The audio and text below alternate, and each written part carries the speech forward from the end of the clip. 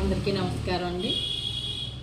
ఈరోజు టాపిక్ ఏంటి అంటే, ఒక నలుగురు బిడ్డల కన్నా తల్లి తండ్రి రోడ్డును పడి చాలా బాధపడిపోతున్నారండి.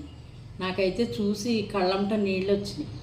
ఎంతో బతికి ఉద్యోగం చేసి బిడ్డలను పెంచుకుని చదివించి ఉద్యోగాలు వచ్చే వరకు కష్టపడి అతను ఆ భార్య భర్తలు ఇద్దరూ కూడా పిల్లల కోసం చాలా కష్టాలు పడ్డారు.